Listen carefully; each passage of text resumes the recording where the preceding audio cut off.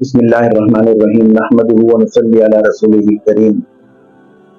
قربانیوں اور حج سے متعلق سوال و جواب کا جو سلسلہ ہے، سلسلے میں آج سوال ہے کہ حج مبرور کیا ہے؟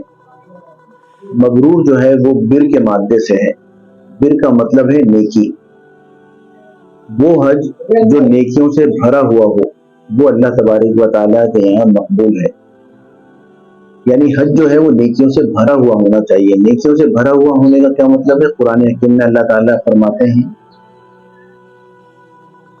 جو حج کرے فلا رفث ولا فسوق ولا جدال فی الحج، اسے چاہیے کہ نہ وہ فحش گوئی کرے، نہ وہ کوئی گناہ کرے اور نہ ہی وہ جھگڑا کرے۔ باقی زندگی میں بھی اگر یہی اعمال ہوئے تو سمجھ جائیں، باقی ماندہ زندگی میں اگر حج کرنے کے بعد یہ تبدیلی آ گئی تو سمجھ جائیں کہ اللہ تعالیٰ کے یہاں حج اسی درجے میں قبول ہو گیا۔ آپ صلی اللہ علیہ وسلم سے ایک صحابی نے پوچھا کہ یا رسول اللہ ہمیں کیسے معلوم ہو کہ ہمارا حج قبول ہے؟ مفہوم میں آپ صلی اللہ علیہ وسلم نے فرمایا، تین باتیں فرمائی کہ افشاء السلام یا افش السلام، سلامتی کو پھیلانا، یعنی ہر ایک کے لیے سلامتی بن جانا، سلام کو عام کرنا۔ نمبر دو، اطعام الطعام، کھانے کھلانا، کھانا کھلانے کا ذوق پیدا ہو جائے۔ اور تیسری چیز طیب الکلام، باتوں میں نرمی پیدا ہو جائے۔ جب بات کریں تو یہ سوچ لیں کہ اس بات کی باس پرس کہیں نہ کہیں ہوگی۔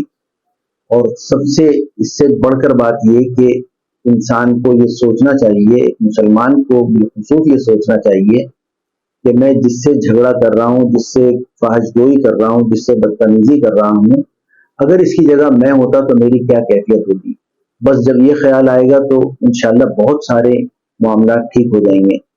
تو حج نیکیوں سے بھرا ہوا ہونا چاہیے۔ یہ نہیں کہ بس حج کر لیا، لوگ 20 25 لاکھ روپے خرچ کر رہے ہیں لیکن وہاں چھوٹی چھوٹی سی باتوں کے اوپر جھگڑا کرتے ہیں کہ کھانا ٹھنڈا مل گیا یا گاڑی والا وقت پر نہیں آیا، یا اسی طرح کی چھوٹی موٹی باتیں جو ہیں یہ وقت تو گزر جائے گا، لیکن اگر اس میں کوئی خیر کما لیا، اللہ تعالیٰ کو راضی کر لیا تو میرے دوستوں دنیا اور آخرت دونوں اللہ تعالیٰ سنوار دیں گے، بہتر بنا دیں گے۔